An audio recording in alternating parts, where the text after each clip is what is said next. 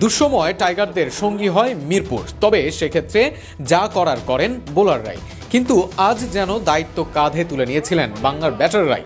টসে জিতে ব্যাটিং করতে নেমে বাংলাদেশের ব্যাটিংয়ের ধরন আগের দুই ওয়ানডের মতো ছিল না।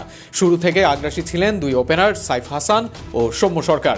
পাওয়ার প্লের 10 ওভারেই 74 রান তোলেন এই দুজন। সৌম্য 48 বলে ও সাইফ 44 বলে হাফ সেঞ্চুরি পূর্ণ করেন।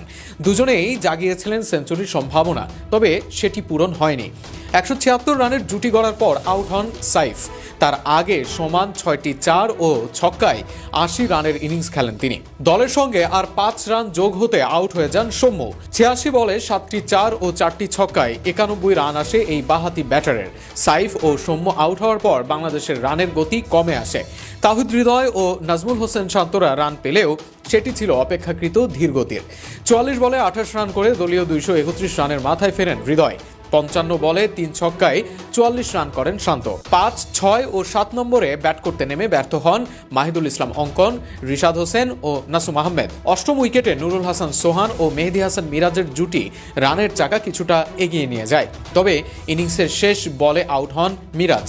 তার আগে সোহানকে নিয়ে 24 বলে যোগ করেন 35 রান। সোহান 8 বলে 16 রান করে অপরাজিত থাকেন। 17 বলে 17 রান করে আউট হন মেহেদী মিরাজ। জবাবে ব্যাট করতে নেমে মোটেও সুবিধা করতে পারেনি ওয়েস্ট ইন্ডিজ।